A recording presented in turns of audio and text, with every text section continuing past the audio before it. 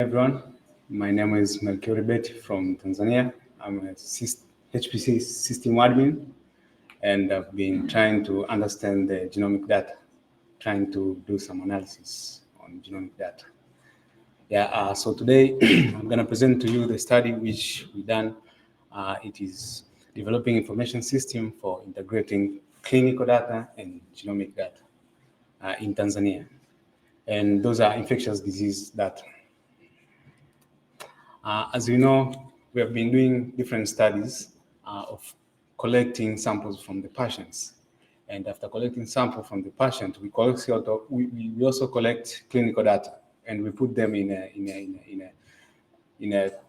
digital system, or we put in a Excel or any kind of a system which we can retrieve the clinical data. And then we go and do sequencing of those data. After doing sequence, we do the publication, we write the paper, and we publish.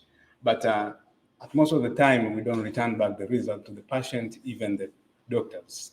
So we come up with a way to integrate this clinical data in genomic data, which are infectious disease data, so that the clinician can able to search for the results of the patients and get to see at least the pathogens which are affecting that patient.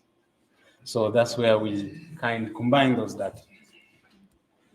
And in a way to find a way to collect clinical data, so we start to collecting the system which have been using for collecting clinical data, which are one of them which is DHS2. It is the long form of it is District Health Information System. It has been used here in Africa, most of the countries, to collect health information system. So it's an open source system. So we downloaded it and installed it in our server so that we can customize to collect clinical data. Then after we combine, we integrate this data with genomic data. Then we collect genomic data from the patients. After collecting this data, as you remember, we have the clinical data in DHS2. So what we did, we collect this data, which are fecal and blood samples from the patients who had fever and diarrhea. And after collecting this data, we do sequencing. We did metagenomic sequence, and we use a tool called Finder EB. It's a tool which made from DTU, Denmark. There's a group called CG Metagenomics there.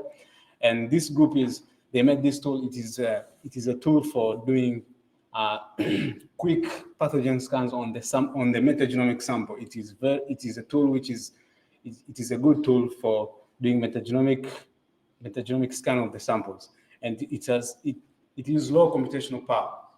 Yeah, so it is a tool which you can run even on a laptop to detect the metagenomic abundance, to detect the pathogen metagenomic. Yeah, then this is the system architecture. The clinical data were collected from DHS2. Then we use DHS2 API. We fetch the data using R script, and then genomic data, which are processed by Finder, the one which find the abundance of the pathogens. Then the Finder produce the TSV files, which we integrate in R. Then after integrating in R, we put the results in a Shiny web framework.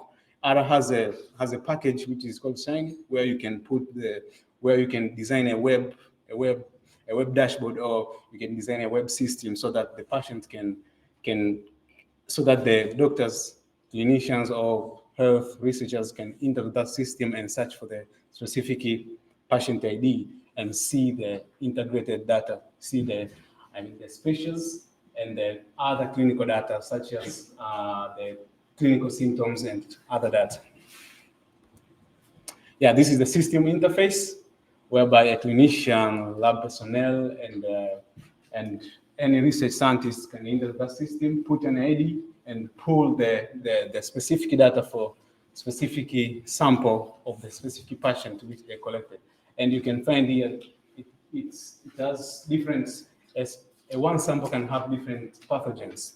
It can have like 3 or 2 pathogens, which these pathogens come from the genomic part, where you do ChemFinder to find the pathogen abundance of that specific sample.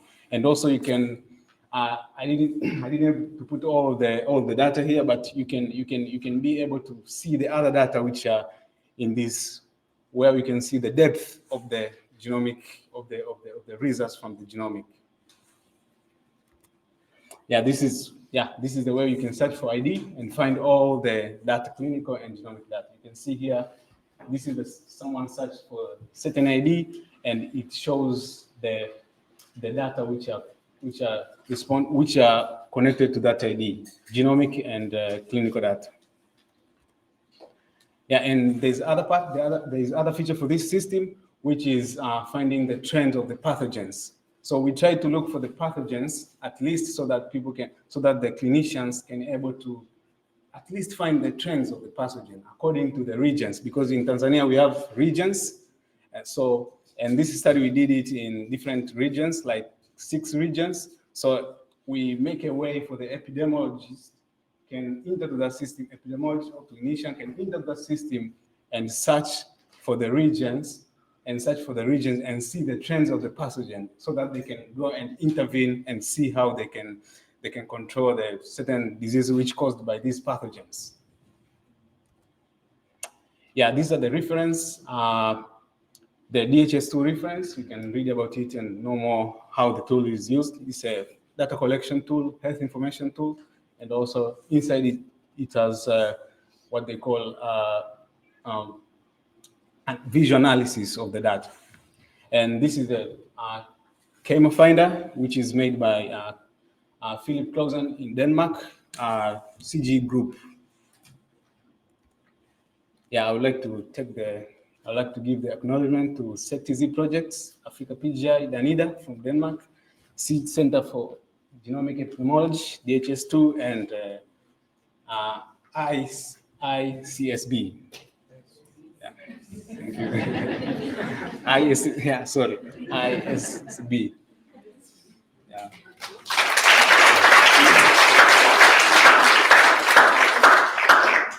Do we have any questions for Melkiory?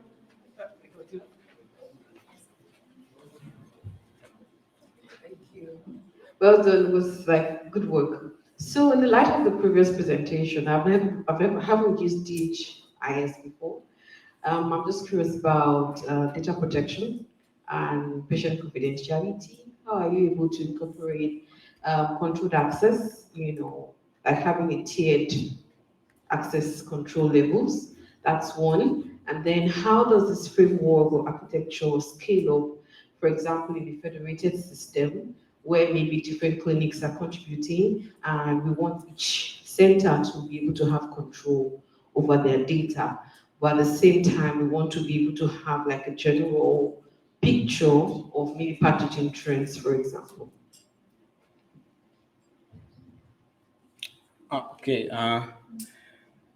So, starting from the collecting clinical data, which is from DHS2, it has some security measures. You can't, so those security measures are password protection, authentication. You can't enter the system if you don't have password, if you don't have an account. So that's the first for clinical data. And then genomic data, and then what we did is we just used the ID. So the people who can know the patient's data are the clinicians and lab personnel who are processing this data, are only one who can access this data, because these are just ID, no names here. We didn't put any names. So for the startup, I know it also can cause some security issues, but the IDs you can re-identify. We already know that, like data can be re-identified. So, and do you have something like tiered access? So, like even if I have a password, can I access everything? I mean, if I have a password, can I access everything? Or like, are you able to give rights and privileges, like to create different access groups, that sort of thing? On clinical data. Yes, for the clinical data and the genetics as well. Oh, okay. For the clinical data, you can't access the data if you don't have permission to access that data. That's how it is. And the same for it is applied for genomic data.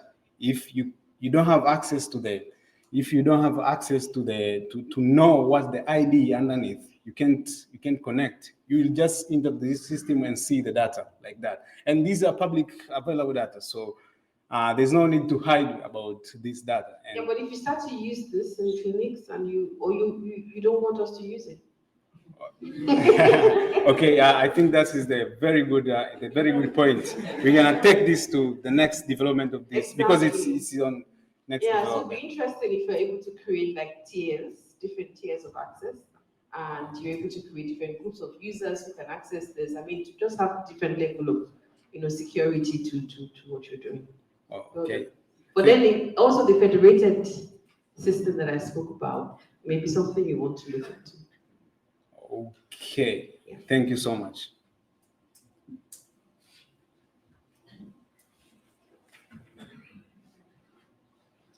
Yeah, and perhaps just to follow on from the previous question, and this is exactly what we grapple with, right? Is how do we replicate what has been done in the human genomic space around a trusted research environment? And so I suppose it would be great if one could somehow deploy an environment that is secure, so that you then also handle the potential risk that is dealing with that clinical space. And that is something that one is grappling with in the pathogen space. Can one get, or can individuals spin off a trusted research environment so that you get much closer connection with the clinicians and interrogating the pathogen data? And so I'd be curious to see how you move that into this TRE space, which I think will have much more attraction to actually utilizing it. Okay, thank you. Yeah, I think those are very good points, and we are still under development, so we're gonna deploy those suggestions for security. Yeah, we're gonna deploy the security measures so that everyone can have privileges to access this, and creating those tiers for accessing the system. And also the tool can be adapted. So we use R for development, because most of the scientists are using R for their analysis. So it means they can adapt this tool to their development and integrating the data.